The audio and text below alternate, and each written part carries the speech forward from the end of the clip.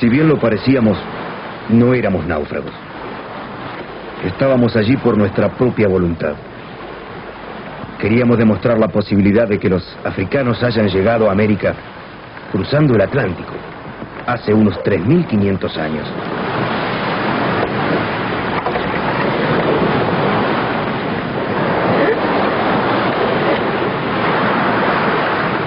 Alfredo Barragán fue el inspirador y jefe de la expedición.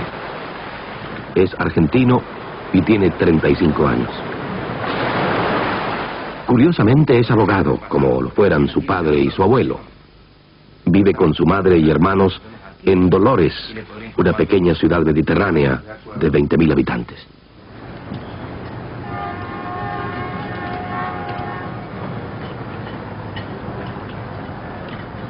Es un viajero incansable.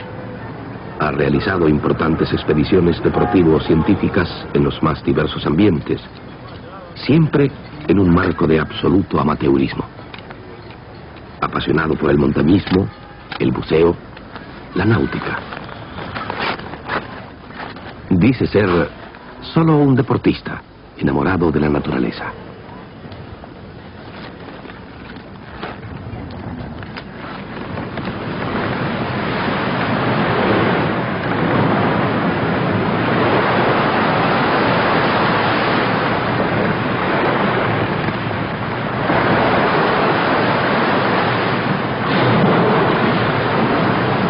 Latitud 27 grados norte, longitud 18 grados oeste. La travesía recién comenzaba. Estábamos en el océano Atlántico, a solo 200 millas de África, sobre una rudimentaria balsa de troncos sin timón, rumbo a América.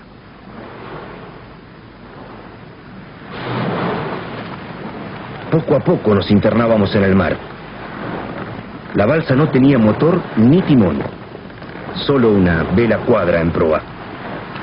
Su capacidad de maniobra era prácticamente nula. Estábamos a merced de los vientos y las corrientes marinas. Y así debía ser.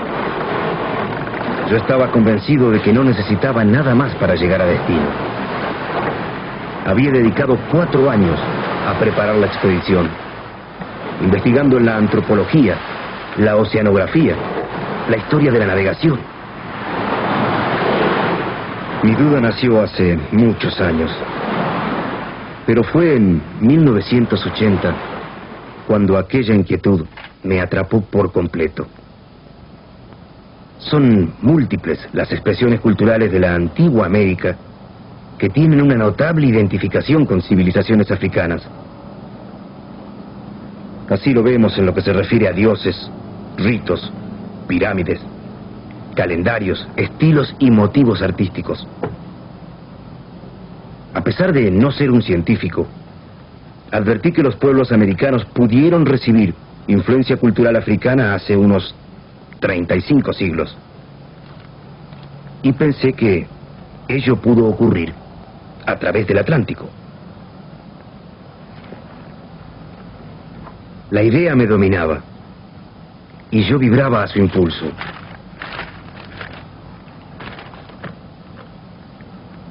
Decidí ir a México y allí pude ver aquello personalmente. La cultura olmeca está considerada como la primera civilización centroamericana. Es de origen asiático. Pero llama la atención que sus más grandes y significativas esculturas, las cabezas colosales olmecas, representan a hombres de raza negra de tipo africano. Fueron halladas junto al Golfo de México, en el extremo occidental del Océano Atlántico. Barragán recorrió distintas zonas arqueológicas. Poco a poco, su duda se transformó en convicción. Pero nadie creía en su novedosa teoría.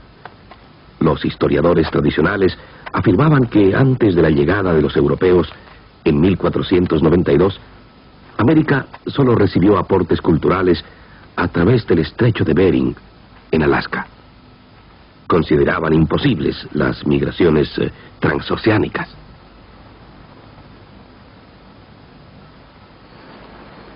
Hay información de que en aquellos tiempos el hombre navegaba frente a la costa occidental de África en simples balsas a vela. Por otra parte, la corriente de las Canarias y los vientos alisios se conjugan formando una especie de cinta transportadora que generalmente lleva hasta América a los objetos capaces de flotar. Por razones voluntarias o involuntarias, ¿no le habrá ocurrido lo mismo a algunas de aquellas balsas cargadas de hombres y alimentos? El silencio de los misteriosos hombres de piedra parecía darme la razón. El rechazo general de su teoría significó para Barragán un desafío. Y lo aceptó. Intentaría la mejor demostración posible. Cruzar el Atlántico en la embarcación marina más antigua y precaria que haya usado el hombre, una balsa de troncos.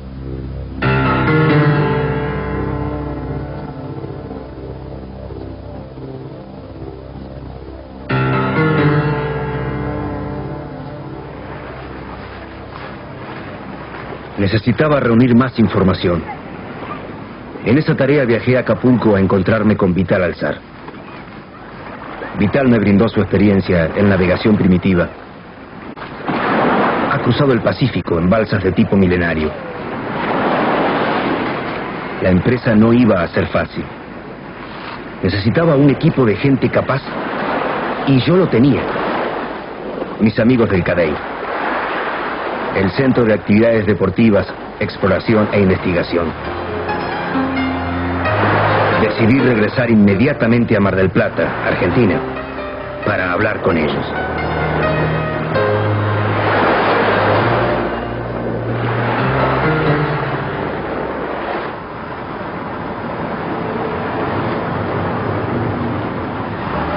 El CADEI nuclea a deportistas altamente capacitados y absolutamente amateurs. Realizan empresas de riesgo, conjugando el deporte, la exploración y la investigación. Luego difunden sus experiencias, cumpliendo así un objetivo cultural. Una balsa primitiva, una copia de las balsas que tenía el africano hace 3.500 años. Barragán es el fundador del grupo y ha sido el jefe de sus expediciones. Una balsa similar a la que usaba el hombre primitivo tanto en África como en América como en Australia.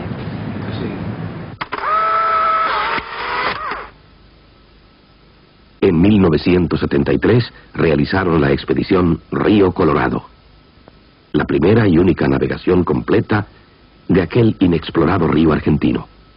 Fueron 1.400 kilómetros a remo en 27 días, desde la cordillera de los Andes hasta el mar.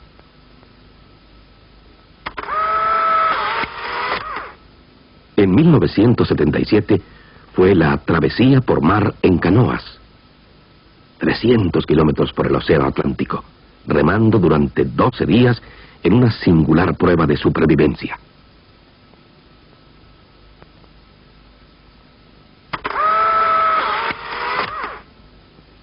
Un año más tarde concretaron Aconcagua 78. Ascendieron la montaña más alta de América, de 7.000 metros. Hicieron un trascendente experimento de adaptación a la altura mediante la transfusión de glóbulos rojos concentrados. Además, lograron establecer una comunicación radial directa desde la cumbre a todo el país. ¿Qué información tenés de todo esto? Creo que por el momento es suficiente. El hombre de hoy habitualmente Habrá que estudiarlo. califica de imposible aquello que es simplemente difícil. Concretamente, No era el caso de aquellos hombres. Con notable entusiasmo, aquel día se embarcaron en mi sueño. 3.200 millas. Y desde entonces navegamos juntos.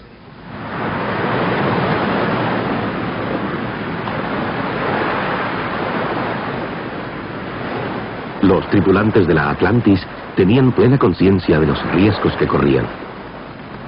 Navegaban lejos de las rutas comerciales sin posibilidad de ayuda alguna.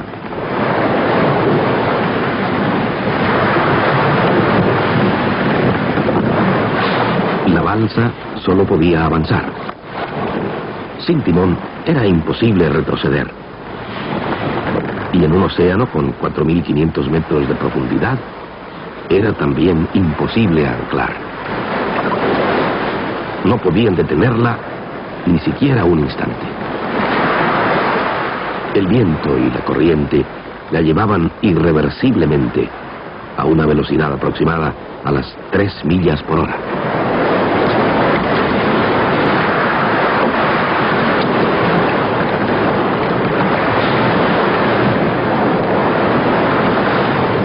Si alguien caía al mar, tenía una sola posibilidad de sobrevivir. La Atlantis arrastraba, además de las líneas de pesca, una cuerda de 70 metros como único y fugaz seguro de vida. Había menos de 50 segundos para aferrarse a la misma antes de que la balsa se perdiera para siempre. Además, estaba terminantemente prohibido que otro hombre se arrojase para intentar salvarlo, ya que luego hubiese sido imposible alcanzar la balsa, arrastrando a un compañero en malas condiciones.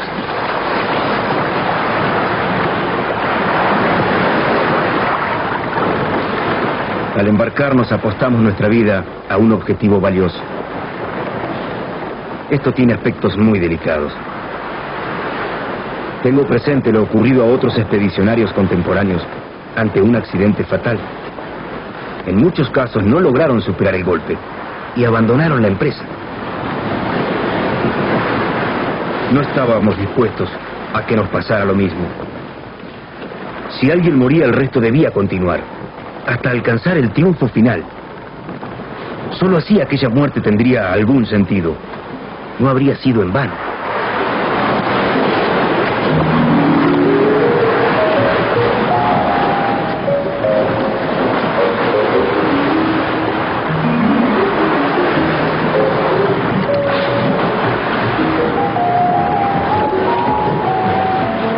La disciplina era fundamental. Y desde los preparativos, advertí a mis hombres que sería muy severo al respecto. Elegí la tripulación con extremo cuidado. Necesitaba hombres de probado coraje, sanos física y moralmente, inteligentes, técnicamente capaces y que amaran aquel aventurado intento. Necesitaba románticos. Les advertía que la balsa a veces sería aburrida y otras tantas peligrosa, y que solo quien la amara, como a una mujer, la aceptaría en cualquier circunstancia, sin cuestionarse jamás su presencia a bordo. No fue fácil, pero los encontré.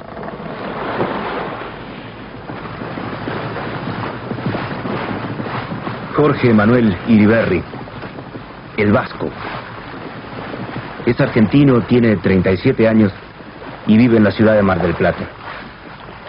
Es un entusiasta de la navegación a vela.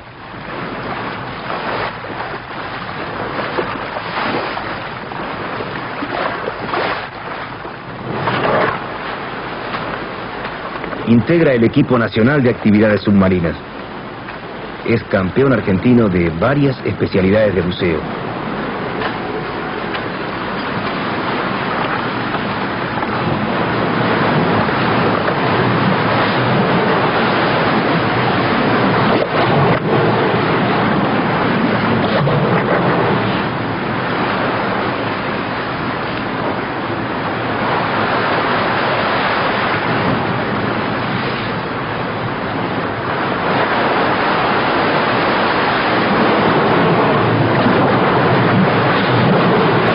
Esta capelina hay que mandar 5 para la noche. Vamos. Es un destacado deportista, respetado por su trayectoria. En 1973 integró la expedición Río Colorado. De estos blancos. También él es abogado y empresario. 2 docenas. ¿Aquel? Además es mi amigo. Sé de su nobleza y de todo lo que es capaz. Yo estoy de acuerdo. Lo designé subcapitán del Atlantis. Sabía que si algo me ocurría, él llevaría la balsa hasta América. Decirle a esta gente que entregue dentro de los 60 días. Bueno, estamos de acuerdo.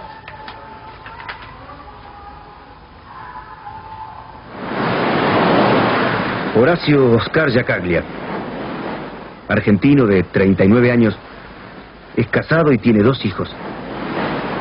Vive en Mar del Plata, donde se dedica al comercio. Con su familia administra un balneario. Inclusive él mismo, sus hermanos y su hijo mayor hacen la tarea de guardavidas. Ha nacido y crecido junto al mar. Es instructor nacional de buceo y varias veces representante argentino en torneos internacionales. Es un hombre franco, sereno en las peores circunstancias, disciplinado y un trabajador incansable. Fue el sobrecargo y por afición el cocinero de a bordo. Bueno, dale la vuelta con la parra. Chao, ¿no? Chao, viejo. Chao, chao. ¿Cómo se llama? buena. ¿Batería? Félix Arrieta, Bien. el Chango, Nivel de... argentino, de 40 años, Está bien. casado y con una hija. Ok. Es camarógrafo donde sea. ¿Lo tuyo? Trabaja para la televisión en Buenos Aires, pero su inquietud lo ha llevado a filmar en los más exóticos parajes.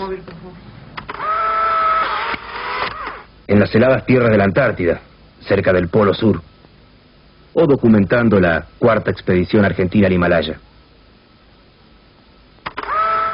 Papi, ¿en cuánto tiempo escalaron esta montaña? Lo conocí años atrás, durante una filmación de ballenas en el Atlántico Sur, frente a la Patagonia. Fue el camarógrafo del Atlantis. Al tercer día de navegación, me confesó que no sabía nadar. Aquí.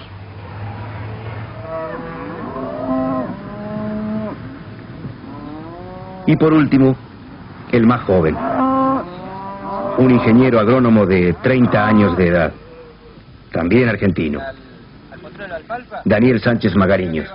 Ahora, para el año que viene me parece que vamos a tener que sembrar unas 80 hectáreas más de merilotus con agropiro. Hola, Daniel. ¿Todo listo? Tiene una pasión deportiva, la navegación a vela. Pero con esta sudestada está... Ha realizado travesías a Brasil y a Sudáfrica. Chao, papi.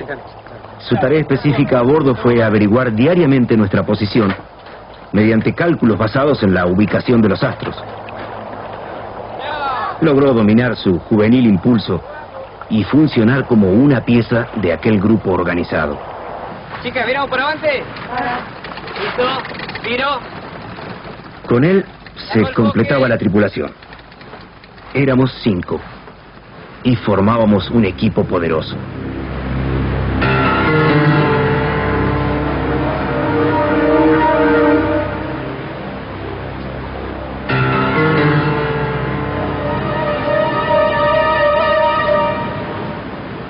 Desafiaban al mar, pero además enfrentaban al escepticismo general. Se los trataba de locos o temerarios. La disyuntiva era simple.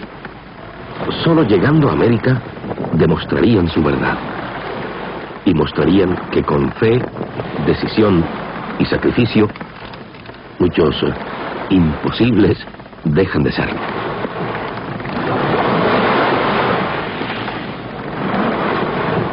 Al principio tuvieron que trabajar mucho hasta lograr que el mástil, la vela y los aparejos funcionaran de modo más o menos aceptable.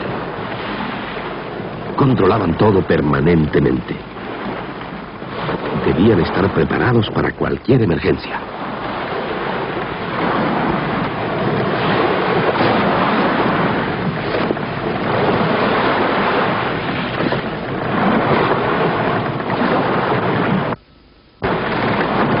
Desde que zarpamos, teníamos fuerte marejada y vientos de unos 45 kilómetros por hora. Era demasiado para la frágil balsa que crujía y se quejaba por todas partes.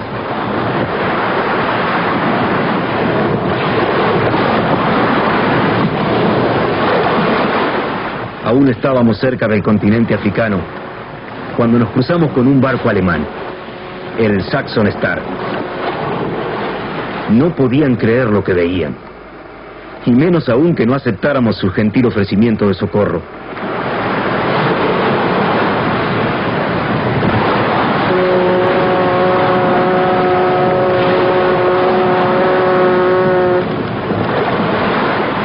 Probablemente no veríamos otra señal humana hasta llegar al Caribe.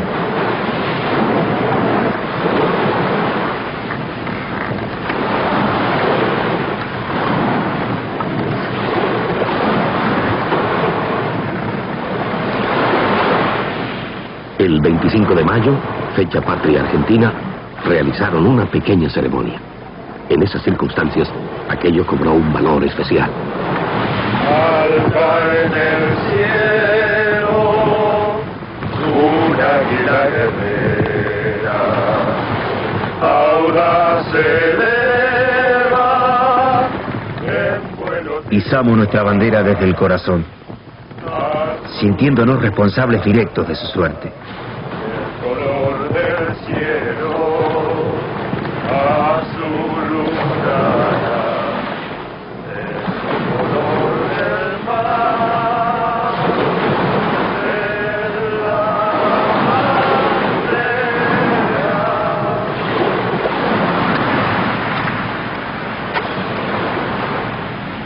Establecimos guardias nocturnas de 2 horas cada uno. Debíamos controlar el rumbo y, si bien estábamos lejos de las rutas marítimas habituales, teníamos que estar atentos a la eventual aparición de un barco. Ello encerraba un riesgo enorme. Difícilmente verían nuestra pequeña nave y podían chocarnos y destruirnos sin enterarse.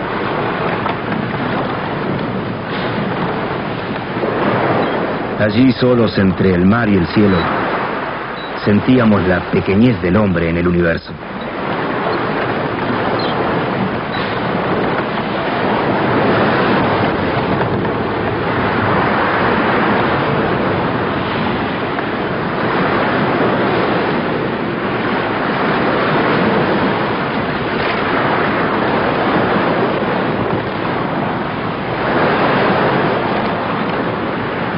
Recién en la travesía descubrieron el comportamiento de la Atlantis, ya que previamente no pudieron hacer ninguna práctica de maniobras. Poco a poco vamos aprendiendo a dominar la balsa. No es fácil. Tiene respuestas ilógicas para todo marino acostumbrado a veleros convencionales.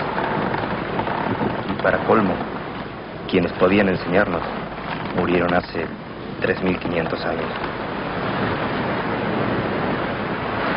Lenta e inexorablemente, en ese precario equilibrio de fuerzas naturales, balsa y hombres seguían avanzando.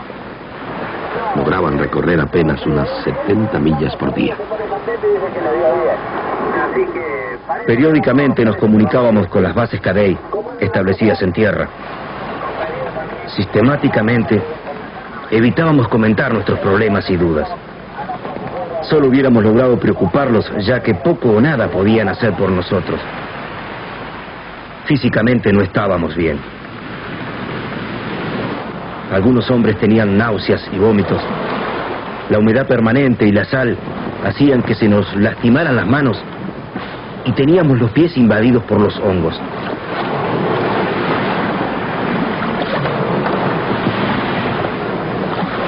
Perdíamos peso peligrosamente. Habíamos caído en un estado de desgano general y teníamos que esforzar al máximo la voluntad para cumplir a medias con las tareas cotidianas. Por otra parte, las cuerdas vegetales y la vela se gastaban demasiado rápido. Era necesario repararlas y protegerlas constantemente.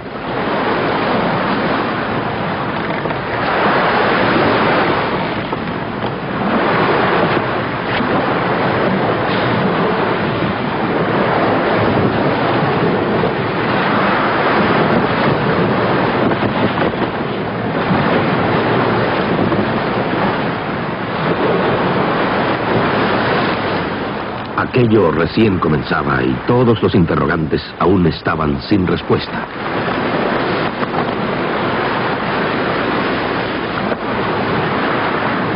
No se sabía cuánto tiempo aguantarían sin pudrirse las cuerdas vegetales, o si los troncos no absorberían demasiado agua, perdiendo la flotabilidad.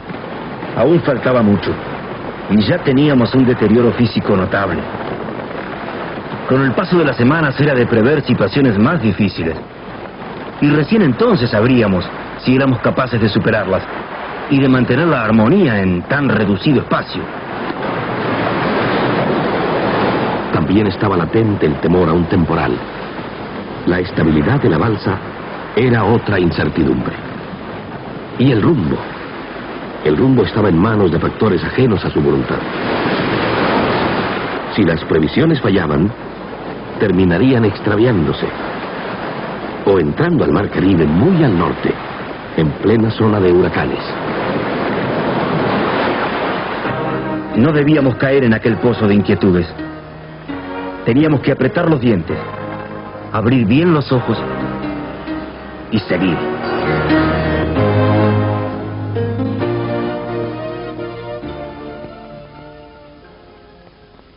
11 días después de la partida, la balsa Atlantis pasó a 200 millas de las islas de Cabo Verde. Si los estudios habían sido correctos, a partir de allí, el viento y la corriente los arrastrarían más hacia el oeste, hacia América.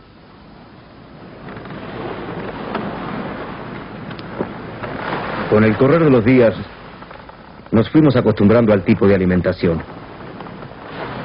Se basaba en galletas secas, harinas, frutas, verduras, quesos, leche en polvo, embutidos, dulces y huevos.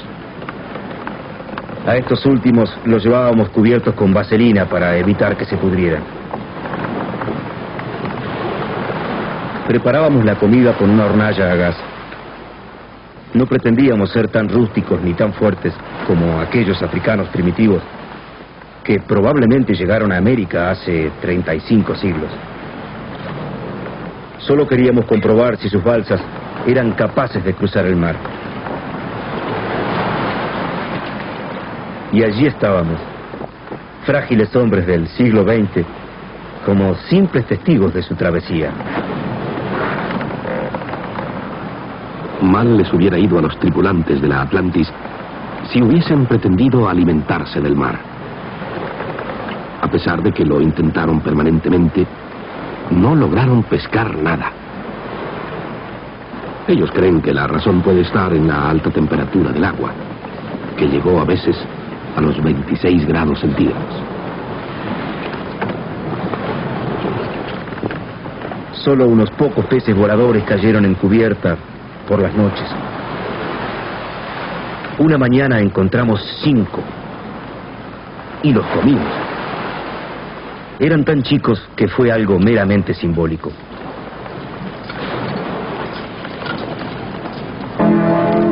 Allí las pequeñas cosas cobraban importancia, como cuando festejamos el cumpleaños del Chango, el camarógrafo, con torta, cantos infantiles y un improvisado bonete. Parecen tonterías, pero no lo eran. Debíamos usar todos los recursos para conservar el ánimo, la armonía y el humor.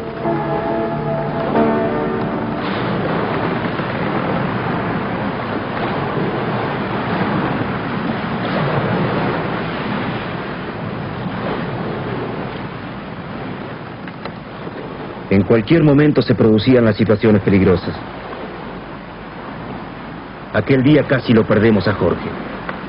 Jorge, la linterna.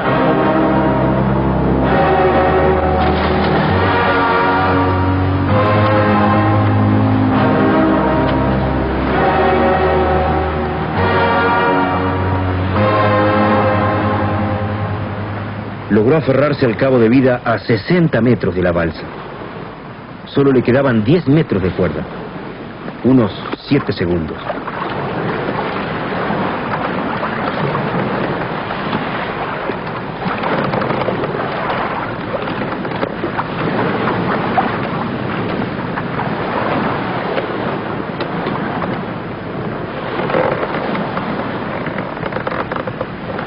Al acercarnos al paralelo del Ecuador, el sol comenzó a quemarnos en forma alarmante. Entonces advertimos un serio error cometido al zarpar. Olvidamos en Tenerife las cremas humectantes preparadas especialmente para nosotros. Debimos apelar al ingenio. Untamos nuestros cuerpos con la grasa derretida que cubría unos chorizos que había entre las provisiones. Y así, oliendo a cerdos, salvamos la situación.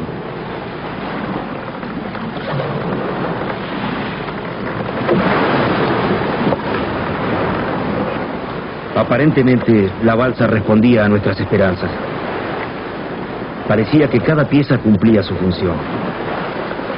Y por encima de todos los temores, yo estaba orgulloso.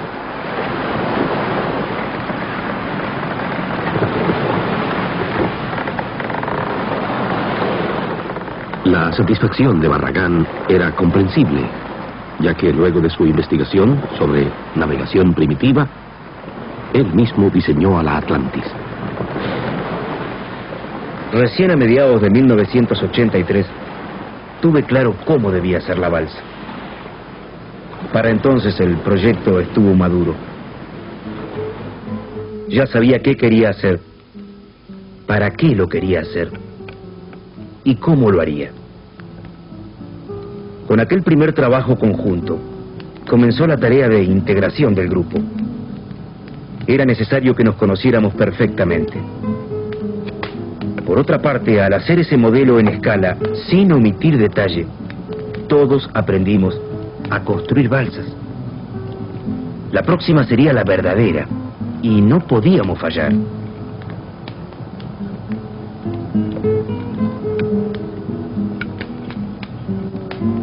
Empezaba la ejecución de todo lo planeado, y apareció el primer escollo. Conseguir sin dinero los troncos de madera balsa y demás materiales para la Atlantis. En la actualidad es posible hallarlos en la India, en África o en Ecuador. Un poquito más arriba, posiblemente en 14.182. Luego de múltiples contactos y averiguaciones, se eligió a Ecuador. A ver, Guayaquil, Guayaquil. Atento, Guayaquil. HC2 Ontario, Dinamarca. Esta es Lima, Unión 1, Eco India Delta. Y en septiembre del 83, allá fueron.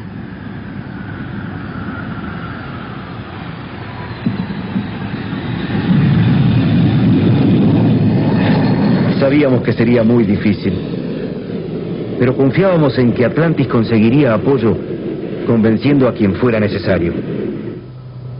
Fundamentalmente necesitábamos los troncos de balsa, rectos, sin nudos, de 70 centímetros de diámetro.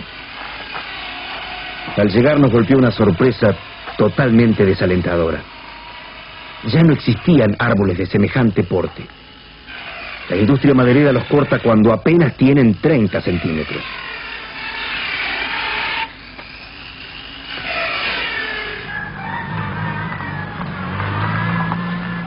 Para colmo, nos enteramos que la legislación ecuatoriana prohíbe la exportación de troncos enteros de esa madera.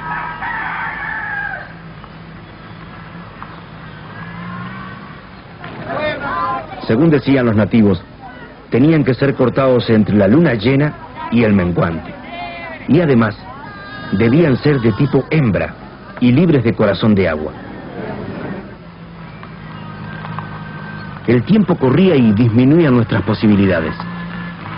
En pocas semanas más pasaría por Guayaquil el barco de la flota mercante argentina, que había aceptado transportar los materiales hasta Buenos Aires en forma gratuita.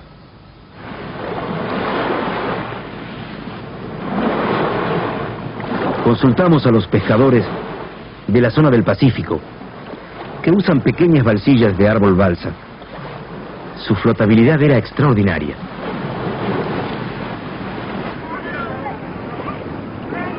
Los más ancianos recordaban los grandes troncos de hasta 1 metro de diámetro, pero hacía muchos años que no veían uno de ellos.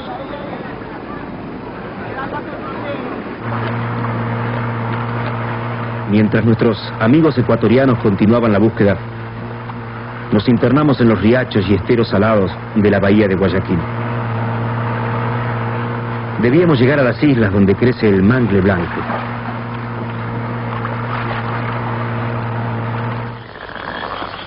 Precisábamos mangles altos, rectos y flexibles, para los mástiles y las vigas duras del Atlántico.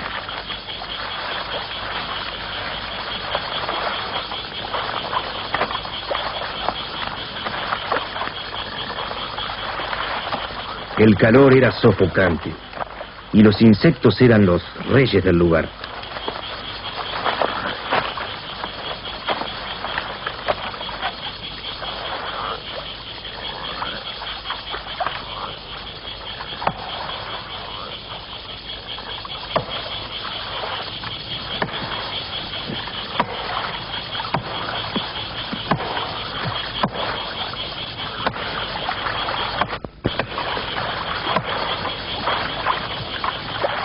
Por suerte, pronto hallamos lo que queríamos y pudimos regresar al problema principal.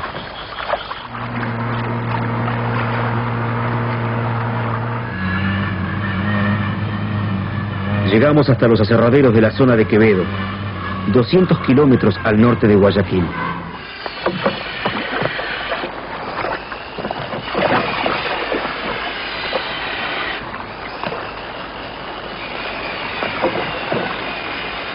Allí obtuvimos la misma respuesta dolorosa, lapidario. Aquellos grandes árboles fueron cortados, ya no existen. La expedición se moría antes de nacer.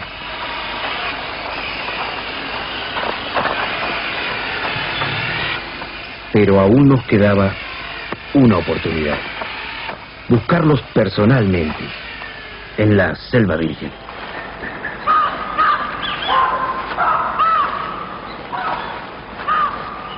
Durante semanas recorrimos aquel infierno verde, húmedo y pantanoso. Se acercaba la época de las lluvias y pronto sería impenetrable.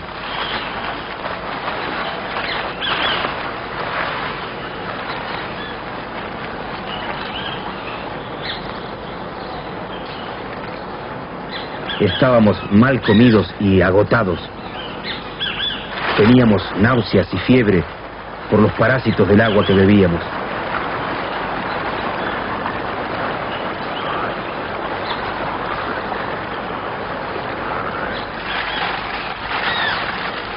Y al fin, cuando ya no quedaban esperanzas, encontramos el primero.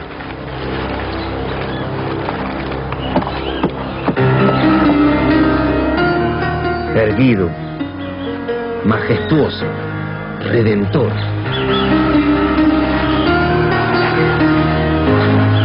Con renovados bríos batimos toda la zona.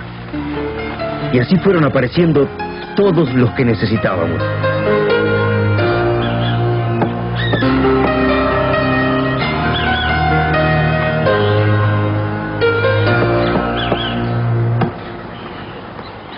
Debíamos apurarnos.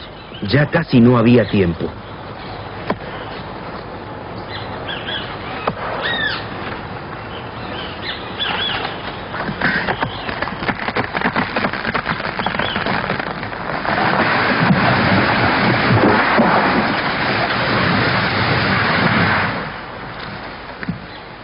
Me acerqué al primero y le susurré: tranquilo, hermano.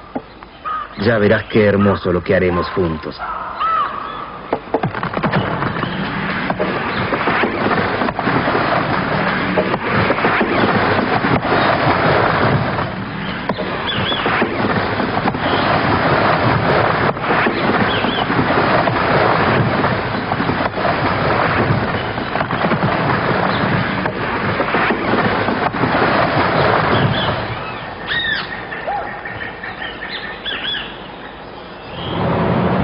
Llegamos a Guayaquil 2 días antes que pasara el barco que llevaría los troncos a Argentina. Nuestros amigos apuraban las últimas gestiones. Y como en una película de suspenso, el último día obtuvimos un permiso excepcional de exportación. Lo habíamos logrado.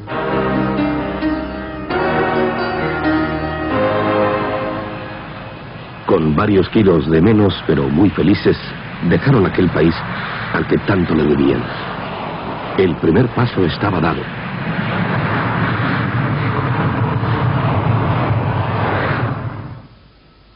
Los troncos, por su parte, tuvieron un largo viaje. Rodeando a América por su extremo sur, llegaron a Buenos Aires a mediados de noviembre.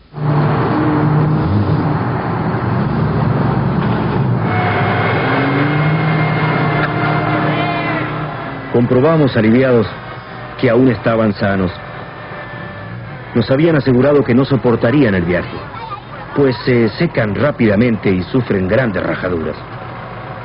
Al llevarlos con corteza, logramos que conservaran la humedad.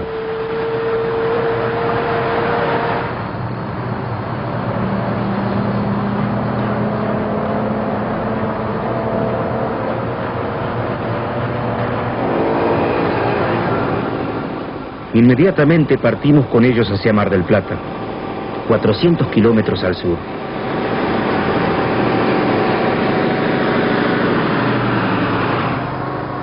Llegamos al amanecer. Allí construiríamos la Atlantis.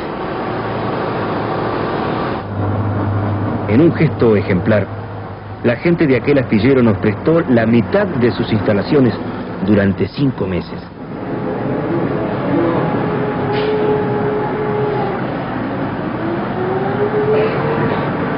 Los troncos eran muy livianos y frágiles.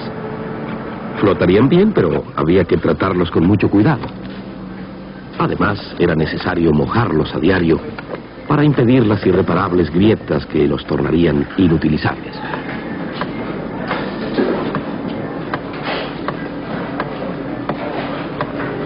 El diseño y tipo de embarcación es el mismo que usó el hombre hace 3.500 años. No se utilizó ningún elemento metálico, ni un solo clavo en la construcción. Todas las piezas fueron amarradas con casi 6 kilómetros de cuerdas vegetales.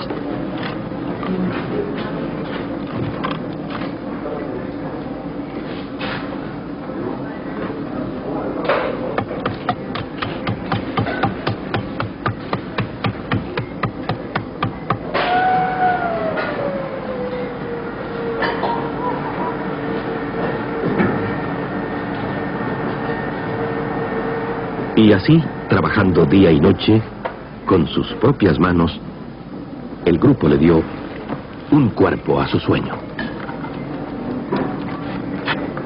En marzo de 1984, la Atlantis estaba casi lista. Logramos que su estructura no tuviera secretos para nosotros. Esto nos dio una mayor confianza, que sería muy importante durante la navegación. Pocos meses más tarde, una vez a bordo, nada de ella nos resultaba extraño. Ya era una vieja amiga.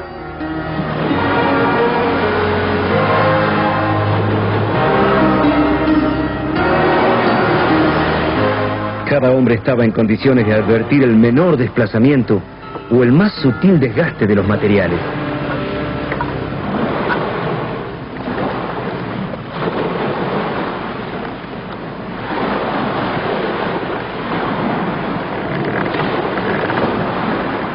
A solo 3 semanas de la partida, ya habíamos conseguido una buena adaptación a la balsa.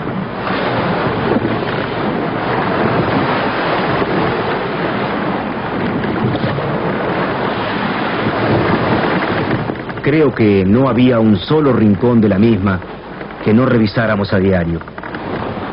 Nos desplazábamos por ella con naturalidad.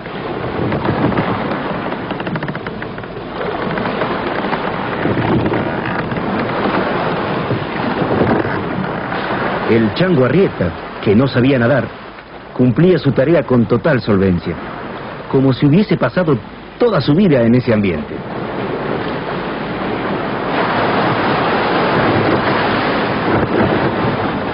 Por entonces pude cortar el aro que tenía el tronco central. Lo habíamos colocado en tierra para evitar que se rajara. La intención era sacarlo a los 2 o 3 días de zarpar, pero al principio teníamos miedo de llegar hasta allí.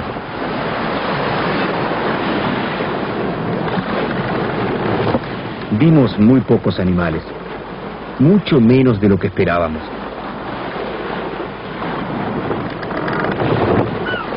Fue curioso lo que ocurrió con las aves. Aquel gaviotín se posaba en la balsa y Jorge no tuvo inconveniente para tomarlo con la mano varias veces.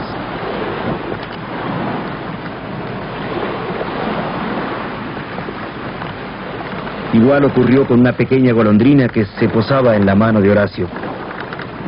Evidentemente aquellas inocentes criaturas no le temen al hombre. Tal vez porque no lo conocen.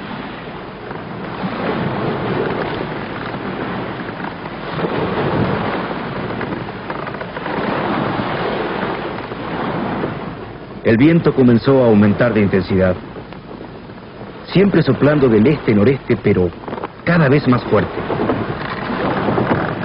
2 días más tarde continuaba la situación y notamos que había mucho polvo en el aire. Todo se ensuciaba llamativamente. Recogimos muestras sobre los paneles solares que alimentaban las baterías del equipo de radio. Era increíble. Más tarde supimos que se trataba de un fenómeno meteorológico notable, el siroco. Recibimos arena y polvo del desierto del Sahara, estando en los 37 grados 20 minutos oeste, a 1.700 millas de África.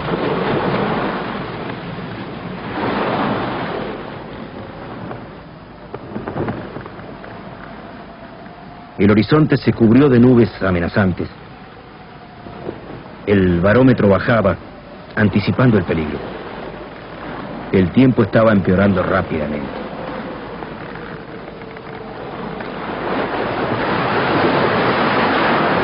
Las olas crecían y por las noches golpeaban la caseta. Alguno entró por la puerta y nos sorprendió dormidos, cubriéndonos e inundando todo. De pronto comenzó a llover, por primera vez en 31 días, y por primera vez en la travesía nos pudimos quitar la sal del cuerpo.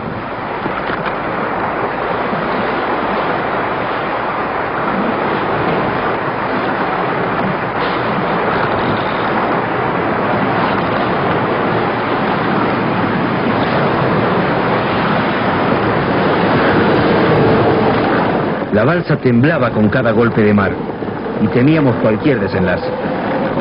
Amarramos todos los elementos que habitualmente llevábamos sueltos. Incluso nosotros mismos, durante las guardias nocturnas, nos tuvimos que atar con cuerdas para evitar ser barridos de la cubierta.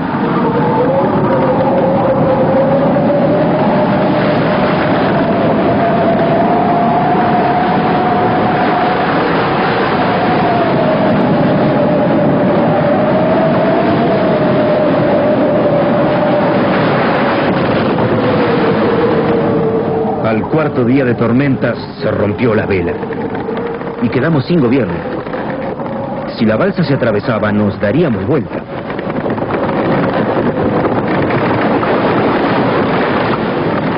Debimos arrojar frenos por la popa y arriar el paño rápidamente.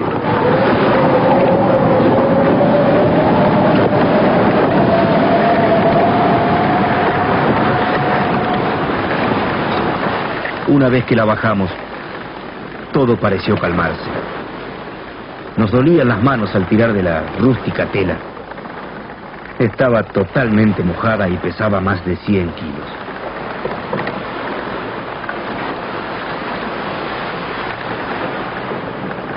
Atlantis se mostraba serena y orgullosa, como diciendo: ¿por qué esos miedos? Confíen en mí. No es la primera vez que una balsa hace esta travesía. Quitamos la vela rota y pusimos la de repuesto.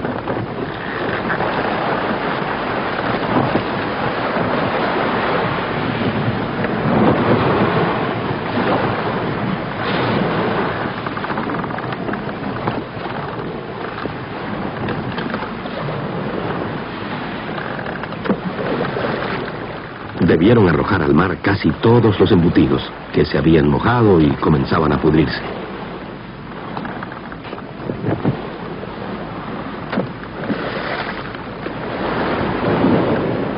Recién cuando todo estuvo en orden, el Chango Arrieta comentó su accidente.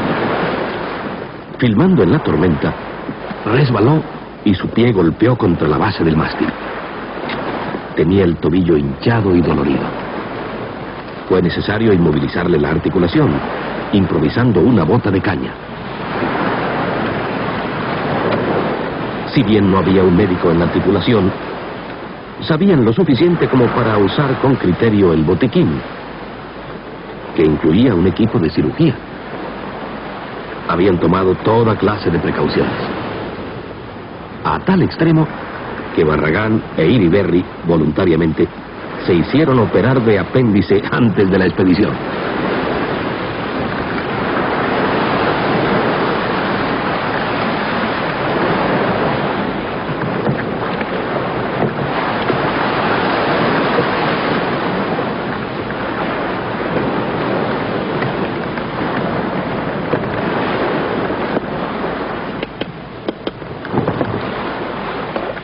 El mal trance quedaba atrás. Estábamos muy cansados y hacíamos trabajos menores mientras recuperábamos las energías.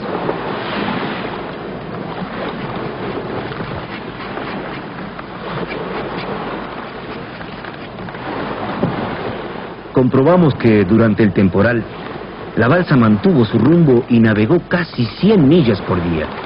Eso sí que era bueno.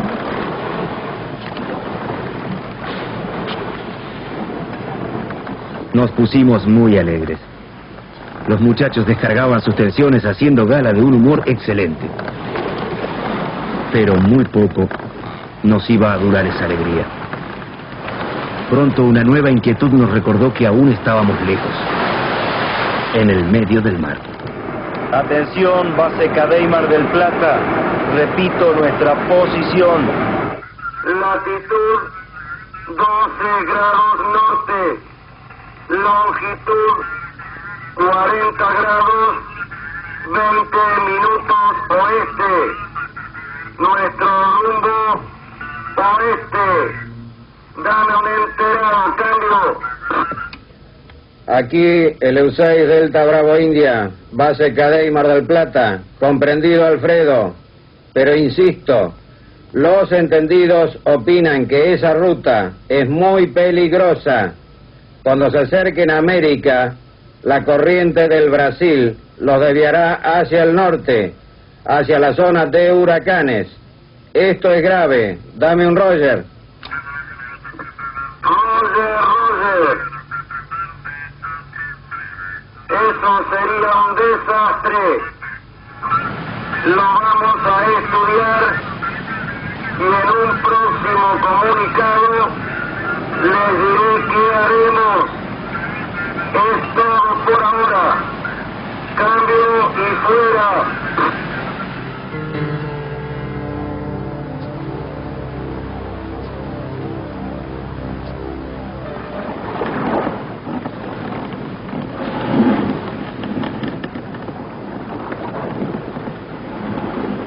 Comenzaba el segundo mes de navegación, y como nunca antes, los hombres estaban serios y preocupados. Si los técnicos que opinaban desde tierra tenían razón, la situación era muy delicada. Y para peor, el viento disminuyó hasta desaparecer.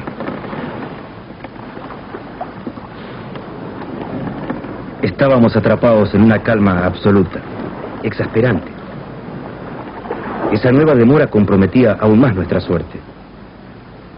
Por una parte teníamos el riesgo de desviarnos hacia el norte del Caribe, y ahora crecía la posibilidad de llegar allí demasiado tarde, ya iniciada la época de huracanes. La inactividad nos puso reflexivos, y por primera vez recordamos el largo proceso que nos llevó hasta allí. ¿Cómo lamentamos entonces el atraso con que debimos zarpar?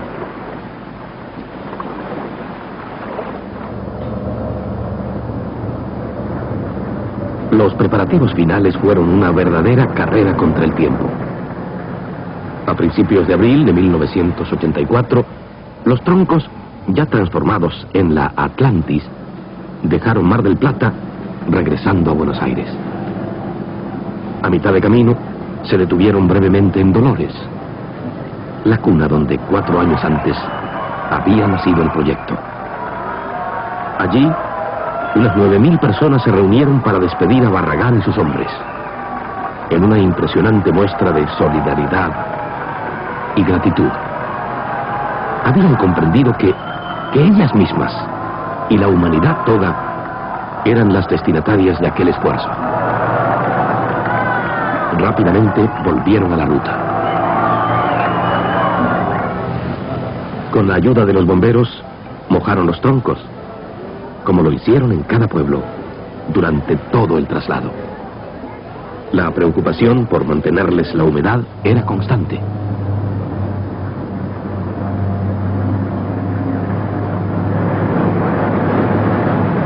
Estábamos demorados. El plan original era comenzar la expedición en la primera semana de mayo, para intentar llegar al Caribe a fines de junio. Pero evidentemente esa posibilidad se nos había escapado. Recién el 7 de abril embarcamos al Atlantis en el carguero Lago Lácar.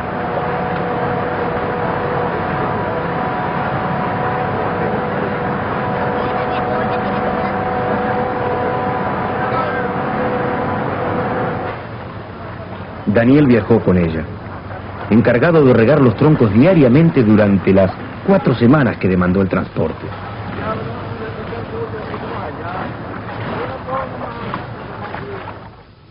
El resto de los tripulantes lo hicimos por avión.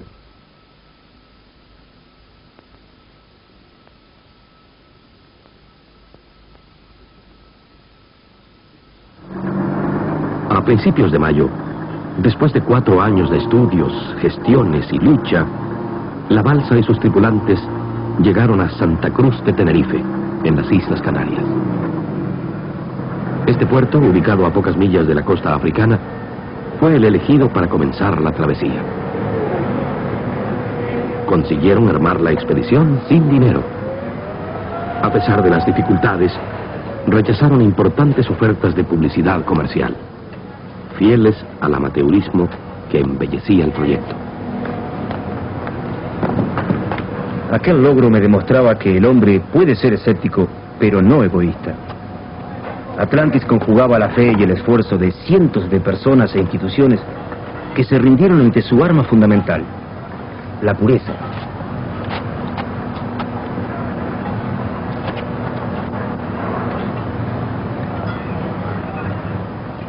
El alistamiento final les ocupó más tiempo del previsto. Debieron considerar y resolver infinidad de detalles. Todos ellos eran importantes.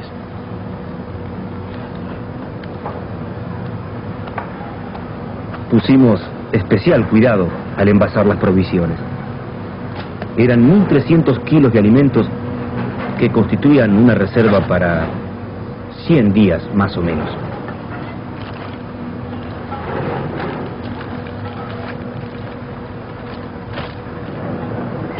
Reforzamos las velas con trozos de cuero. Las habíamos confeccionado con telas que ya tenían su historia. Eran de las viejas velas de la fragata Libertad, el buque escuela de la Armada Argentina.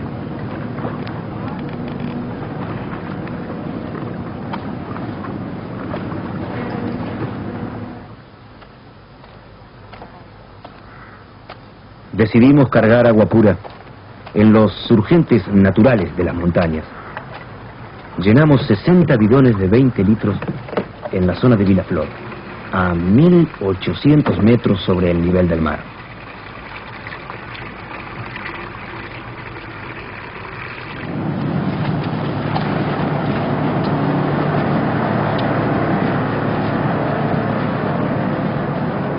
Por último, pintamos en las velas el emblema de la expedición: el sol y la cruz de los vientos, la vida y la libertad.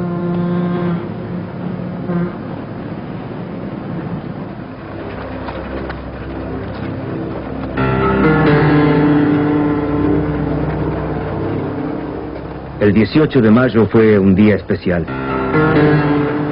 Con inevitable temor botamos al Atlantis y flotaba bien.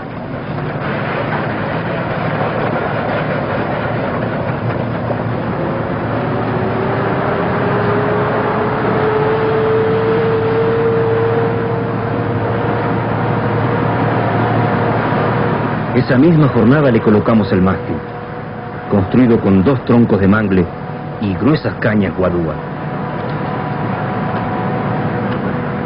Medía 11 metros y pesaba 500 kilos.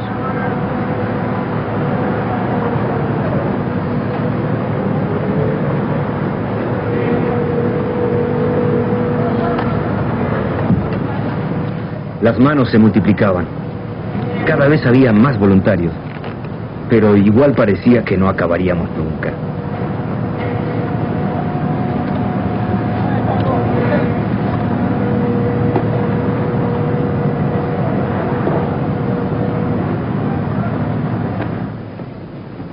La última noche no dormimos. Parecíamos hormigas, llevando y llevando cargas del muelle a la balsa. Trabajábamos en silencio. Cada uno estaba a solas con sus propios pensamientos.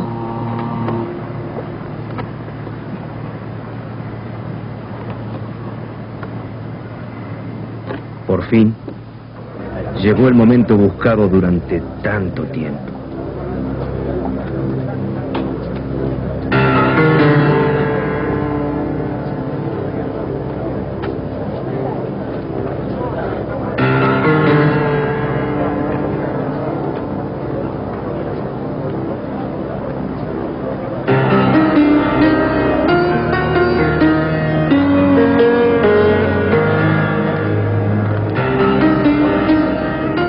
Abrazamos a los amigos y ya estábamos listos.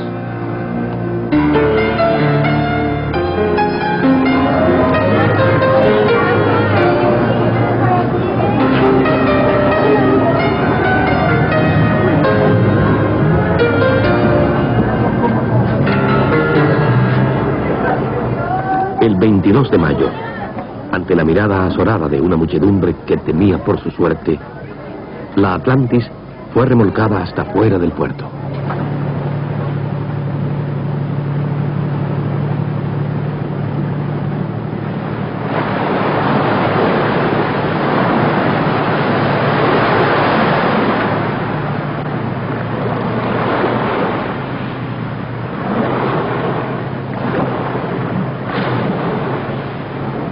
Creo que todos pensábamos en nuestros familiares.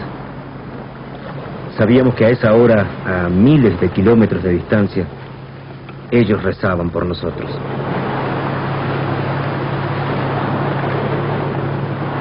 No era tiempo para dudas o melancolías.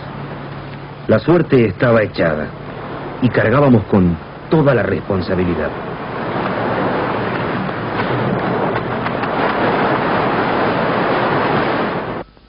Y así, aquel sueño llegó al mar.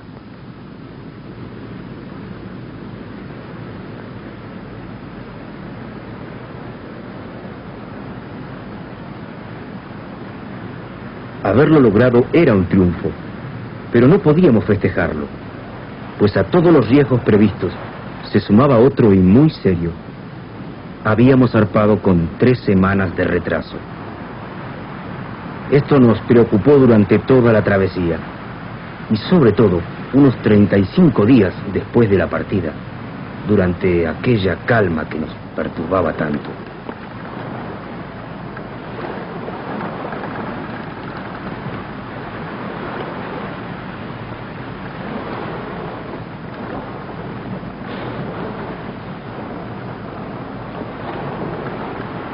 Había que tomar una decisión, y no es exagerado decir que estaban en juego nuestras vidas.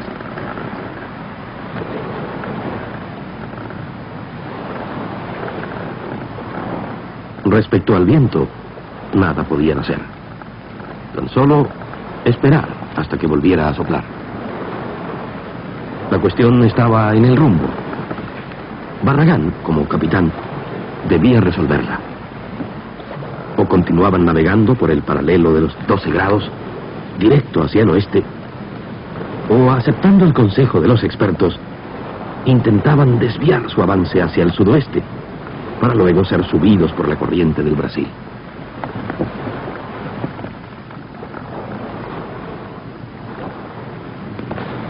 Había estudiado aquel tema durante años. Además, supongo que los antiguos africanos no conocían las corrientes marinas americanas y por lo tanto no pudieron preverlas.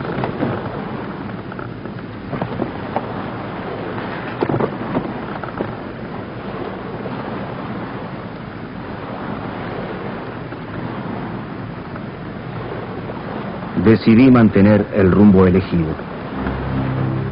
Era consciente de su peligrosidad, pero estaba seguro de que era el único que nos daba posibilidades de llegar a la meta, al puerto de La Guaira, en Venezuela.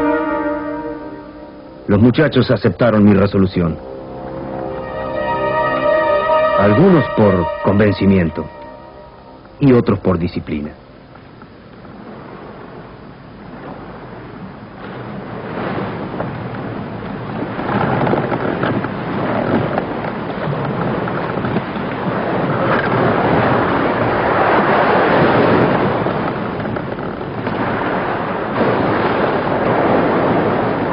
Poco a poco volvió el viento, y con él cada hombre a sus funciones, más atento y vigilante que nunca.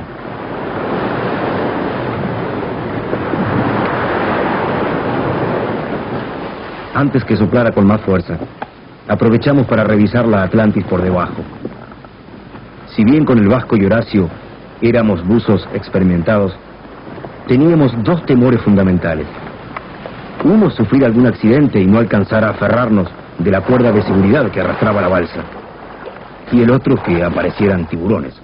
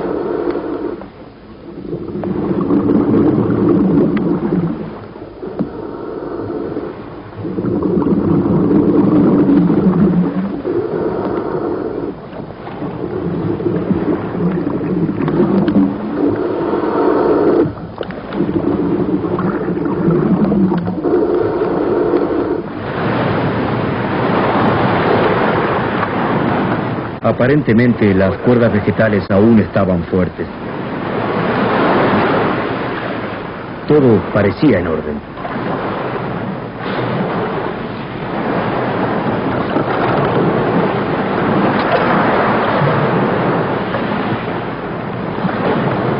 Bebimos algo caliente para quitarnos el frío, mientras evaluábamos todo lo observado. Nos sentíamos más tranquilos.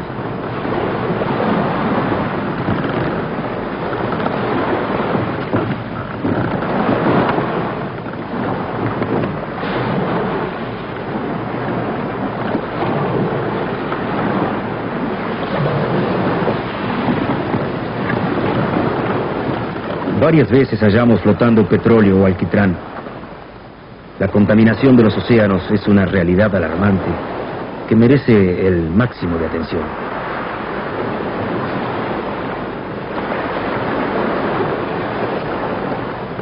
En aquellos días, nuestra gran inquietud era el rumbo. No estaríamos seguros hasta pisar tierra.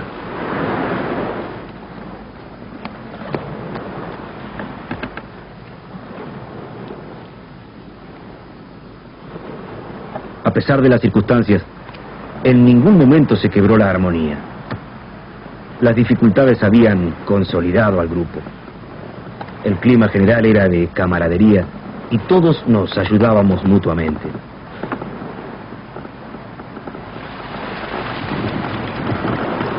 Cuando Jorge me pidió que le cortara el pelo, le oculté que nunca lo había hecho. Solo disponía de una navaja marinera bastante oxidada. En fin, hice mis primeras armas con su lado izquierdo y luego el lado derecho le quedó un poco mejor.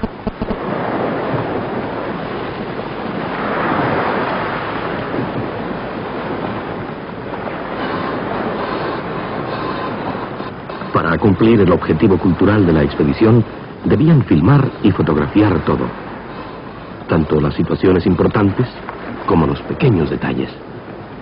A veces era necesario correr algunos riesgos adicionales. Para tomar a la balsa desde el exterior, teníamos que extremar las precauciones.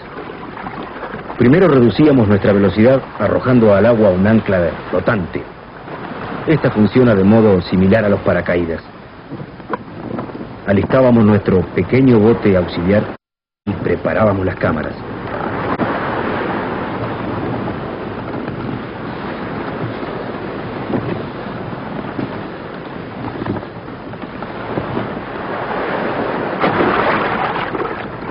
Cuando todo estaba listo, salíamos del Atlantis.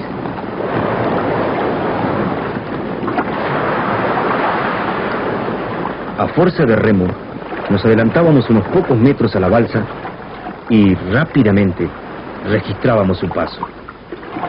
Era muy emocionante. Al mirar hacia nuestra nave madre, nos sentíamos como los astronautas de las caminatas espaciales. Como ellos, dependíamos de un cordón umbilical, que en este caso era una simple cuerda de 6 milímetros de grosor. Si ella fallaba, nuestro bote quedaría a la deriva, en medio del Atlántico.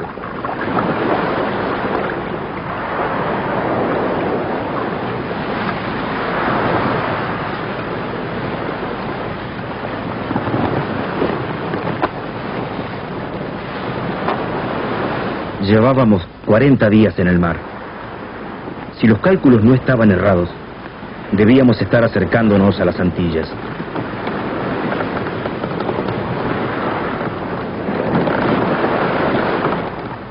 En los atardeceres, el sol nos indicaba el camino de la ilusión.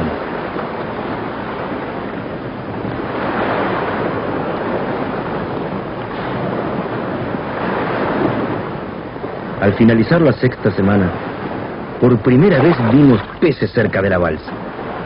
2 doradas nadaban bajo nosotros. Era la posibilidad de obtener carne fresca. Fracasamos durante varios días, pero el tesón de Jorge y Horacio tuvo su premio. La cazaron.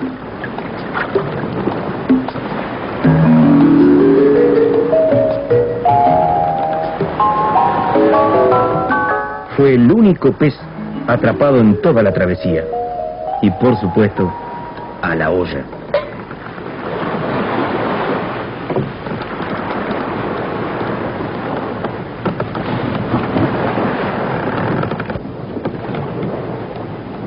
A los 44 días de navegación, la ansiedad crecía a bordo de la Atlantis. Suponían que estaban pasando al norte de Tobago, pero la visibilidad era mala y no lograron ver nada. En todo caso, estaban demasiado al norte.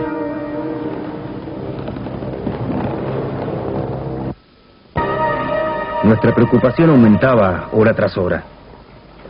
Quizás la temida corriente del Brasil nos estaba desviando de la ruta, pero aún no podíamos saberlo.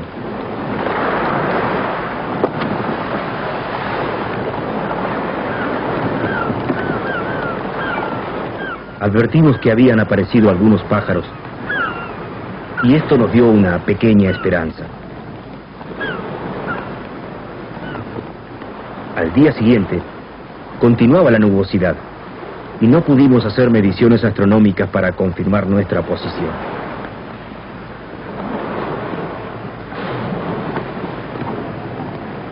Creíamos estar al sur de Grenada, pero otra vez el día pasó sin que avistáramos nada en el horizonte.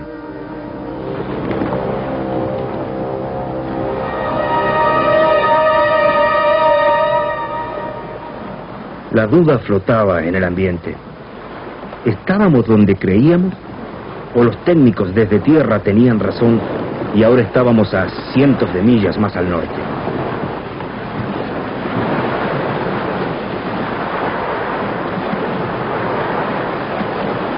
El 8 de julio recogimos algunas ramas y algas de agua dulce.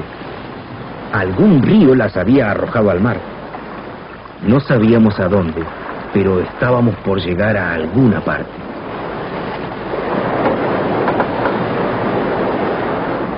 De pronto, como un fantasma, un barco. Al fin. Hacía 45 días que no veíamos a nadie. Comenzó a llamarnos por radio. Preguntaba si esta era la balsa Atlantis que salió de África. Me apuré a contestarle. Atención al pesquero Maratún. Esta es la balsa Atlantis. Se pide un comprendido cambio. Balsa Atlantis, aquí el pesquero Maratún, comprendido, necesita ayuda. Cambio. Afirmativo. Necesito que me confirme si realmente estamos al suroeste de Grenada. Cambio. Tranquilo. Balsa Atlantis, correcto, chicos. Están a 10 millas de la isla de Testigo. Bienvenidos a América.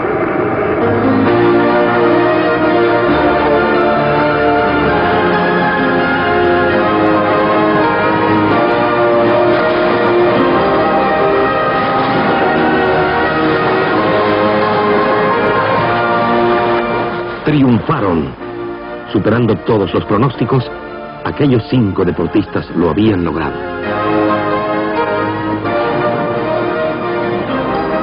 Ya estaban en el Mar Caribe. El viento y la corriente los arrastraban directamente hacia La Guaira.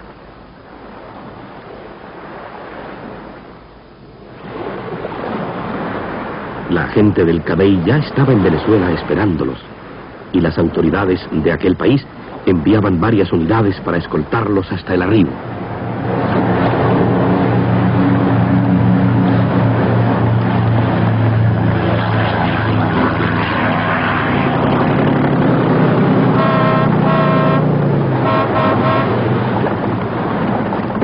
Atlantis constituye un aporte a la ciencia, pero sobre todo es una invitación al hombre a creer en sí mismo. Es la prueba de que no hay imposibles si se lucha con fe, coraje y voluntad. Un acto de esperanza en medio de la confusión de nuestros días.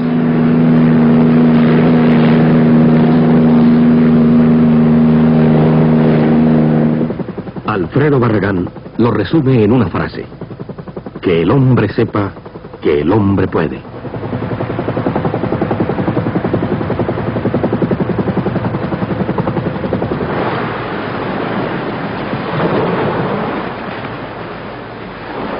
Al amanecer del 12 de julio, 52 días después de haber zarpado, tuvimos tierra a la vista.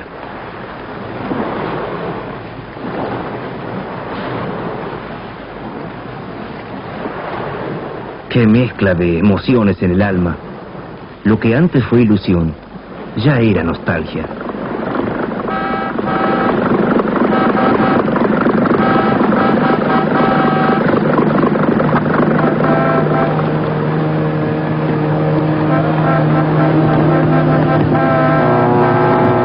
Habíamos alcanzado un sueño que nació puro y bello y decidimos concretarlo así. Puro y bello o nada.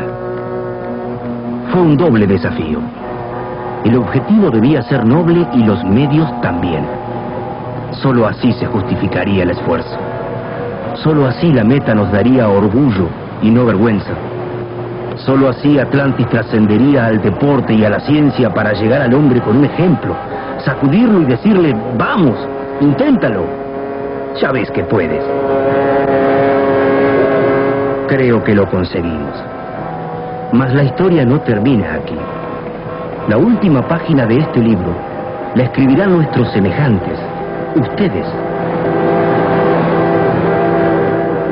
Si uno solo de ustedes, conmovido por Atlantis, decide intentar aquel viejo sueño que siempre le pareció imposible, entonces sí podremos decir, misión cumplida.